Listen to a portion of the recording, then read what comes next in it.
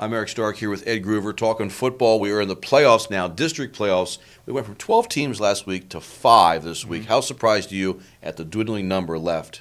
Biggest surprise, LS. Number 3 seed, playing a 14 seed, coming off a big win, a section championship win over Garden Spot. Being at home, I thought LS would win. Didn't work out for him, but to me that was the biggest surprise. Yeah, pretty hot team at the time. We have one matchup this week with two teams that know each other very well. You got Manheim Township versus Wilson. They met rematch. This is going to be. They met in week 8. Wilson won that one 28-14. Do you see things going any different this time around?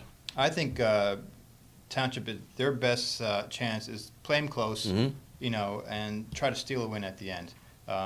Thing is, Wilson has Shane Dancer back, one of the top running backs in the district. Had a good game against Township a couple weeks ago. He's back healthy. Township obviously an underdog, but I think defense has to come up for them, and they've got to put some points up against Wilson. 2 weeks ago, Wilson played a very close game with Warwick, which was surprising, and last week they back and forth against Carlisle. This team is not playing its best ball right now. Dancer might make the difference. Sticking with 4A, Hempfield's got CD East. Hempfield came off a controversial ending last year. They made it this far last year in the playoffs and lost to CV, the Cumberland Valley, on a controversial play. Is that going to help motivate them for an upset this weekend? They upset Dallastown last week. Can they do it again? I think so. You have a 4-12. Yeah. But, Hempfield doesn't mind the underdog role. I think they relish it.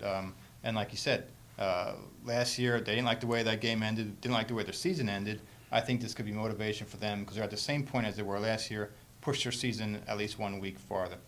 Let's look at 3A. Manheim Central's got a tough task on Saturday this week. They go to play Bishop McDevitt, who's loaded. Is this the best team Central's ever played? Let's get right into it. Mike Williams says it is. Really? Yeah. Better than the Berwick teams of the 90s, better than Strathaven, Allentown Central Catholic, Thomas Jefferson, all those clubs. And Mike said it's because they have that much Division I talent, that these other teams, while good teams, didn't have that kind of talent. So what does he do to get an upset this week? Ball control. Uh-huh. They've got to use the big kid, Justin Moreno. I mean, he absolutely chucks people when he's running the ball. They got to use him. They have to use Camacho. They've got a massive front line with Zunic and Bjorn Lindmark, 300-pounders. They've got to keep the ball out of McDevitt's hands as much as possible. Interesting. Calico's our other local team. They go to West York. West York has won 9 straight games, only lost once this year. Can the Eagles pull off the upset? Yeah, they beat this team 4 years ago. For what that's worth. I mean, they're the same coaches, but the thing is, a couple things Calico favor here. West York hasn't seen the veer, and Calico runs it as well or better than anyone.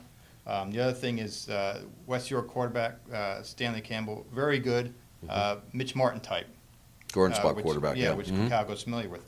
And one more thing about West York, big physical team up front, but again, Calico has seen this before. They played Manheim Central, a West York kind of team with the big guys up front, and they beat them. So Calico, underdog, but they're going into this game, I think, with some confidence.